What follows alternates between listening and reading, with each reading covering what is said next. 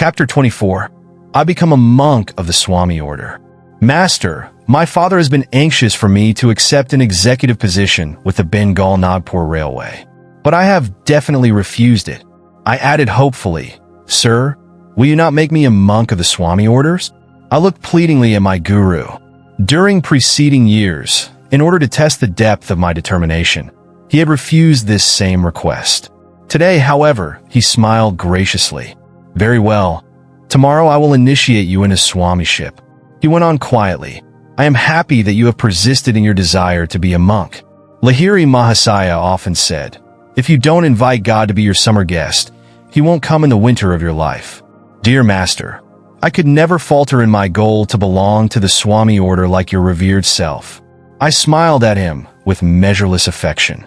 He that is unmarried careth for the things that belong to the Lord, how he may please the Lord. But he that is married careth for the things of the world, how he may please his wife.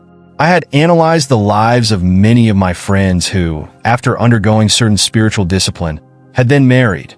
Launched on the sea of worldly responsibilities, they had forgotten their resolutions to meditate deeply. To allot God a secondary place in life was, to me, inconceivable.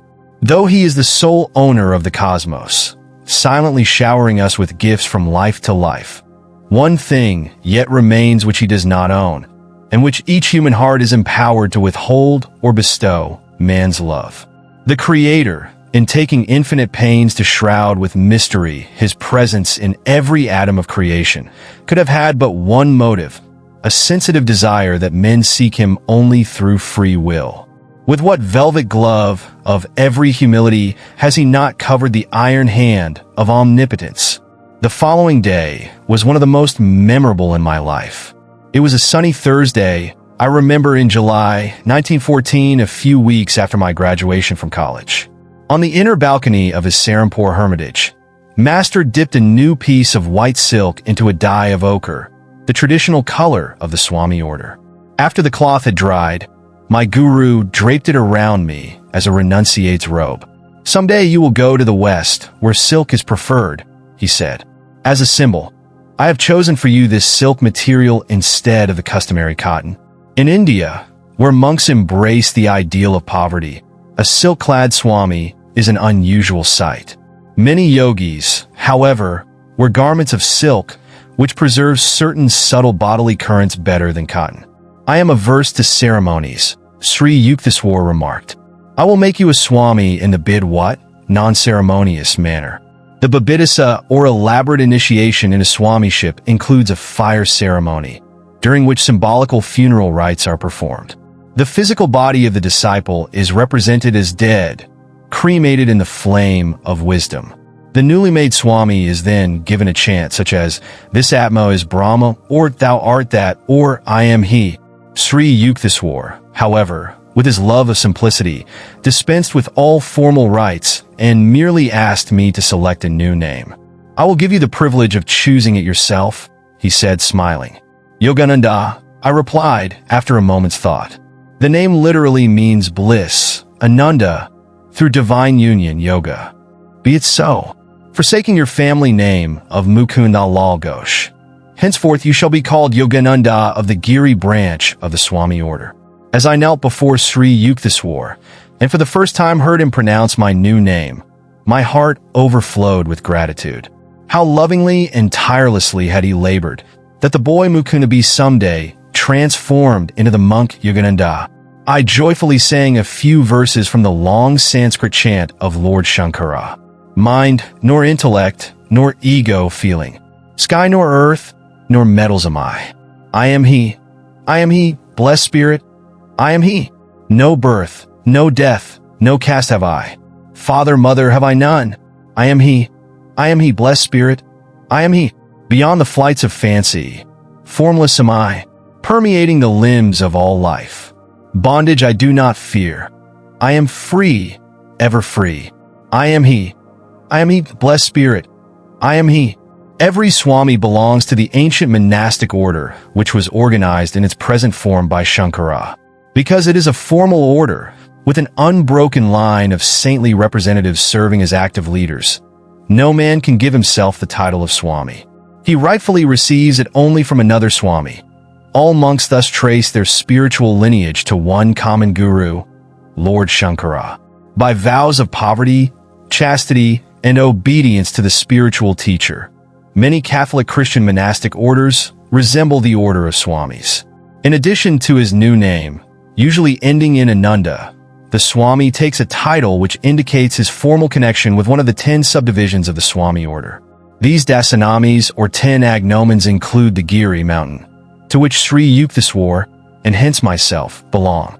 Among the other branches are the Sagar, sea, Bharati, land, Aranya, forest, Puri, tract, Tirtha, place of pilgrimage, and Sarasvati, wisdom of nature. The new name received by a Swami thus has a twofold significance and represents the attainment of supreme bliss, Ananda, through some divine quality or state, love, wisdom, devotion, service, yoga, and through a harmony with nature, as expressed in her infinite vastness of oceans, mountains, skies. The ideal of selfless service to all mankind, and of renunciation of personal ties and ambitions, leads the majority of Swamis to engage actively in humanitarian and educational work in India, or occasionally in foreign lands. Ignoring all prejudices of caste, creed, class, color, sex, or race, a Swami follows the precepts of human brotherhood. His goal is absolute unity with spirit. Imbuing his waking and sleeping consciousness with the thought, I am he roams contentedly in the world but not of it. Thus only may he justify his title of Swami, one who seeks to achieve union with the SWA or self. It is needless to add that not all formally titled Swamis are equally successful in reaching their high goal. Sri Yukteswar was both a Swami and a Yogi. A Swami, formerly a monk by virtue of his connection with the ancient order, is not always a yogi. Anyone who practices a scientific technique of God contact is a yogi. He may be either married or unmarried, either a worldly man or one of formal religious ties. A Swami may conceivably follow only the path of dry reasoning, of cold renunciation. But a yogi engages himself in a definite, step-by-step procedure by which the body and mind are disciplined, and the soul liberated. Taking nothing for granted on emotional grounds, or by faith, a yogi practices a thoroughly tested series of exercises which were first mapped out by the early rishis. Yoga has produced in every age of India men who became truly free, truly yogi Christs. Like any other science, yoga is applicable to people of every clime and time. The theory advanced by certain ignorant writers that yoga is unsuitable for Westerners is wholly false, and has lamentably prevented many sincere students from seeking its manifold blessings. Yoga is a method for restraining the natural turbulence of thoughts, which otherwise impartially prevent all men, of all lands, from glimpsing their true nature of spirit. Yoga cannot know a barrier of East and West any more than does the healing and equitable light of the sun. So long as man possesses a mind with its restless thoughts, so long will there be a universal need for yoga or control. The ancient rishi Patanjali defines yoga as control of the fluctuations of the mind stuff. His very short and masterly expositions, the Yoga Sutras, form one of the 6 systems of Hindu philosophy. In contradistinction to Western philosophies, all 6 Hindu systems embody not only theoretical but practical teachings. In addition to every conceivable ontological inquiry, the 6 systems formulate 6 definite disciplines aimed at the permanent removal of suffering and the attainment of timeless bliss. The common thread linking all 6 systems is the declaration that no true freedom for man is possible without knowledge of the ultimate reality. The later Upanishads uphold the Yoga Sutras, among the 6 systems, as containing the most efficacious methods for achieving direct perception of truth. Through the practical techniques of yoga, man leaves behind forever the barren realms of speculation and cognizes in experience the veritable essence. The yoga system as outlined by Patanjali is known as the Eightfold Path. The first steps, 1. Yama and 2. Niyama, require observance of 10 negative and positive moralities, avoidance of injury to others, of untruthfulness, of stealing, of incontinence, of gift receiving which brings obligations, and purity of body and mind, contentment, self-discipline, study, and devotion to God. The next steps are 3. Asana, right posture. The spinal column must be held straight and the body firm in a comfortable position for meditation. 4. Pranayama, control of prana, subtle life currents. And 5. Pratyahara, withdrawal of the senses from external objects. The last steps are forms of yoga proper. 6. Dharana, concentration, holding the mind to one thought. 7. Dhyana, meditation. And 8. Samadhi, superconscious perception. This is the eightfold path of yoga, which leads one to the final goal of Kaivalya, absoluteness, a term which might be more comprehensibly put as realization of the truth beyond all intellectual apprehension. Which is greater, one may ask, a Swami or a Yogi? If and when final oneness with God is achieved, the distinctions of the various paths disappear. The Bhagavad Gita, however, points out that the methods of yoga are all-embracive. Its techniques are not meant only for certain types and temperaments, such as those few who incline toward the monastic life. Yoga requires no formal allegiance. Because the yogic science satisfies a universal need, it has a natural universal applicability. A true yogi may remain dutifully in the world. There he is like butter on water, and not like the easily diluted milk of unchurned and undisciplined humanity. To fulfill one's earthly responsibilities is indeed the higher path, provided the yogi, maintaining a mental uninvolvement with egotistical desires, plays his part as a willing instrument of God. There are a number of great souls, living in American or European or other non-Hindu bodies today, who, though they may never have heard the words yogi and Swami, are yet true exemplars of those terms. Through their disinterested service to mankind, or through their mastery over passions and thoughts, or through their single-hearted love of God, or through their great powers of concentration, they are in a sense yogis. They have set themselves the goal of yoga self-control. These men could rise to even greater heights if they were taught the definite science of yoga, which makes possible a more conscious direction of one's mind and life. Yoga has been superficially misunderstood by certain Western writers, but its critics have never been its practitioners. Among many thoughtful tributes to yoga may be mentioned one by Dr. C.G. Jung, the famous Swiss psychologist. When a religious method recommends itself as scientific, it can be certain of its public in the West. Yoga fulfills this expectation, Dr. Jung writes. Quite apart from the charm of the new and the fascination of the half-understood, there is good cause for yoga to have many adherents. It offers the possibility of controllable experience, and thus satisfies the scientific need of facts.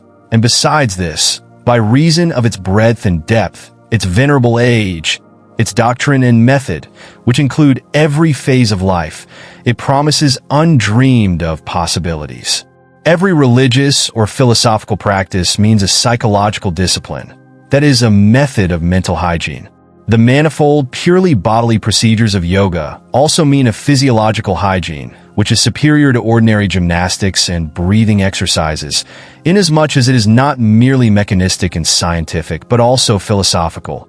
In its training of the parts of the body, it unites them with the whole of the spirit, as is quite clear, for instance, in the pranayama exercises where prana is both the breath and the universal dynamics of the cosmos. When the thing which the individual is doing is also a cosmic event, the effect experienced in the body, the innervation, unites with the emotion of the spirit, the universal idea, and out of this there develops a lively unity which no technique, however scientific, can produce. Yoga practice is unthinkable and would also be ineffectual without the concepts on which yoga is based. It combines the bodily and the spiritual with each other in an extraordinarily complete way. In the East, where these ideas and practices have developed, and where for several thousand years an unbroken tradition has created the necessary spiritual foundations, yoga is, as I can readily believe, the perfect and appropriate method of fusing body and mind together, so that they form a unity which is scarcely to be questioned.